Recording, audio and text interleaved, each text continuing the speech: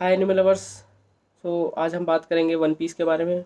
One piece एक Japanese मांगा and anime series है जिसके क्रिएटर का नाम इचिरो ओडा है। ये कहानी है मंकी डी लूफी और उसके समुद्री क्रू के बारे में, जो कि एक समुद्री सफ़र पर निकलते हैं। क्या उनके सपने हैं, क्या उनके साथ इंसिडेंट होते हैं, वो किन लोगों से मिलते हैं, कैसे अपनी परेशानियों से डील करते हैं, ये कहानी इसी के बारे में हमें बताती है। यह मांगा जुलाई 1997 से शोनन जंप पर वीकली पब्लिश होना स्टार्ट हुई थी और इसके अब तक 1091 चैप्टर रिलीज़ हो चुके हैं।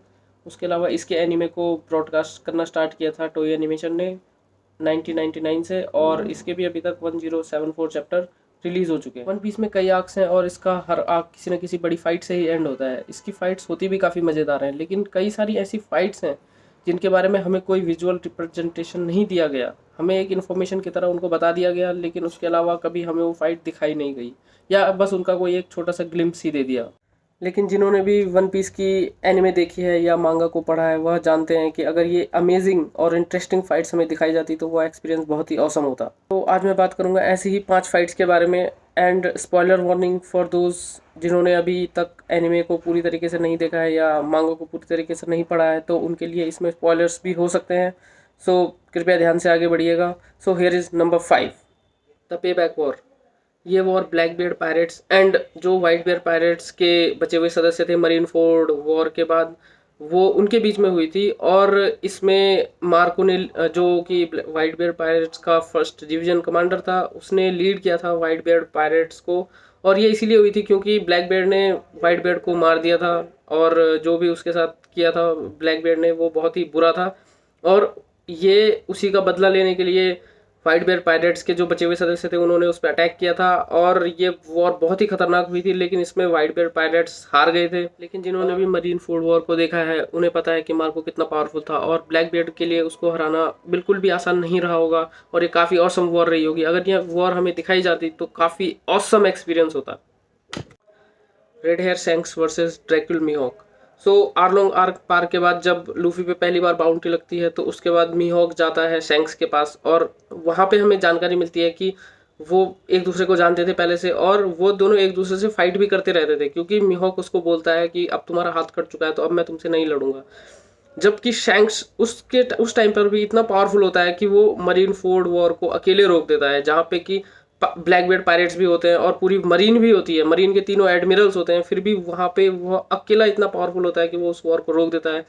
स्टिल मीहॉक उसको कहता है कि नहीं, क्योंकि अब तुम्हारा एक हाथ जा चुका है तो मैं अब तुमसे नहीं लड़ूंगा, क्योंकि तुम अपने फुल पोटेंशियल पे तुम फाइट नहीं कर पाओगे। तो अगर कभी इनकी फाइट हुई होगी तो वो कितनी ऑसम रही होगी, कितना डिस्ट्रक्शन देखने को मिला होगा, और कितने पावरफुल कैरेक्टर्स थे। ये दोनों ही हाकी से लड़ते थे, दोनों के पास डेविल फ्रूट पावर नहीं थी, और ये बहुत ही औसम होता अगर हमें इनकी कोई भी फाइट दिखाई जाती। तो नंबर 3, बाल्टिको वॉर। बाल्टिको हेडक्वार्टर था रेवोल्यूशनरी आर्मी का, और जब ब्लैक बेल्ट को पता चलता है कि बाल्टिको में रेवोल्यूशनरी आर्मी का हेडक्वार्टर है, जो कि उसका कमांडर वहाँ पे पहुँच जाता है और वो उसको बता देता है, तो उसके बाद ब्लैक बेल्ट वहाँ पे अटैक कर देता है और उसको डिस्ट्रॉय कर देता है। लेकिन जिनको भी पता है, जो जानते हैं कि रेवोल्यूशनरी आर्मी का जो हेड है वो ड्रैगन है, जो कि लूफी का फादर है, तो उन्हें पता है कि वो कितना पावरफुल है, और उसके साथ उसके जो भी कमांडर थे, साबो हो गया और भी अलग, तो वो काफ़ी पावरफुल थे, और ब्लैक बेल्ट के लिए बिल्कुल आसान नहीं रहा होगा उसको डिस्ट्रॉय करना, लेकिन वो उसको डिस्ट्रॉय कर देता है। तो वहाँ पे एक बहुत अच्छी वॉर हुई होगी जो कि हमें दिखाई नहीं गई, लेकिन हम समझ सकते हैं कि वो कितना पावरफुल सीन रहा होगा या कितना अमेजिंग फाइट रही होगी अगर वो हमें दिखाई जाती तो। नंबर 2, फाइट ऑफ पंख हजार्ड। जब लूफी फिशमैन आइलैंड आग के बाद वापस ऊपर आता है, तो उसके बाद वो देखता है कि एक आइलैंड है जिसपे कि एक तरफ आग होती है और दूसरी तरफ बर्फ़ होती है, और वो पूछता है कि इसमें क्या है, तो पता चलता है कि ये पंख हजार्ड है। और यहाँ पे आर्मी के 2 एडमिरल की फ़ाइट हुई होती है उस टाइम के, साकाजुकी हकाइनु और कुजान अओकी की। और उन दोनों की फ़ाइट इतनी इंटेंस होती है कि वो 10 दिन तक चलती है, और दोनों ही फ्लीट एडमिरल बनने के लिए फाइट। एट द एंड साकाजुकी जीत जाता है और वो फ्लीट एडमिरल भी बन जाता है, और ये ऑब्वियस भी था क्योंकि उसके पास मैग्मा डेविल फ्रूट की पावर थी, जो कि ऑब्वियसली आइस फ्रूट की डेविल फ्रूट पे भारी पड़ता। और उसके बाद जब स्मोकर लूफी को ये बताता है कि यहाँ पे इतनी इंटेंस फाइट हुई थी कि इससे वेदर ही चेंज हो गया था पूरे आइलैंड का, तो हम एक्सपेक्ट कर सकते हैं कि वो कितनी ऑसम फाइट रही होगी। और उसका एक ग्लिम्स भी हमें दिखाया जाता है जिसको देखते ही गूज बम्स आ गए थे। तो अगर पूरी फाइट मतलब थोड़ी सी भी 1-2 एपिसोड में भी अगर हमें दिखाई जाती तो वो काफ़ी ऑसम फाइट होती और काफ़ी मज़ा आ जाता उस फाइट को देख के।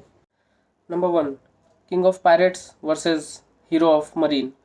सो यस, मंकी डी गाब जो कि मरीन का उस टाइम वाइस एडमिरल था, और king of pirates Gol D Roger के बीच काफ़ी सारी फाइट्स हुई थी। काफ़ी बार उन दोनों ने एक दूसरे से लड़ाई की थी, जिसमें कि काफ़ी टाइम रिजल्ट नहीं निकला था और दोनों अलग अलग हो गए थे।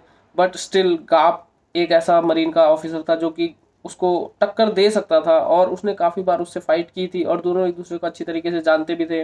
इसलिए जब वानो आर्क में हमें गोल्डी रोजर को फाइट करते हुए दिखाया जाता है मरीन से, तो वो कहता भी है कि अगर मुझे पकड़ना है तो गाब जैसे किसी को लाओ।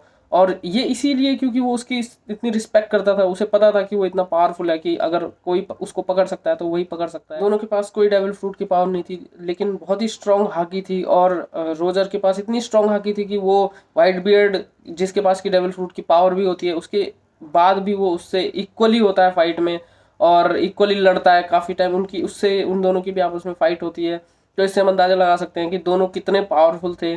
और अगर उनके बीच की फाइट कभी भी हमें दिखाई जाती तो वो बहुत ही औसम होती, बट अनफॉर्चुनेटली हमने वो कभी देखी नहीं, और होप कभी किसी स्पेशल एपिसोड या कभी किसी एपिसोड में वो हमें दिखाई जाए। गाइस, ये कुछ फाइट्स थी जो कि वन पीस में मेंशन है कि ये हुई तो थी लेकिन कभी हमें दिखाई नहीं गई।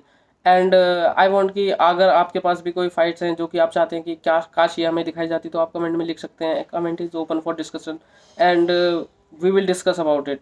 सो thank you guys, bye bye, take care.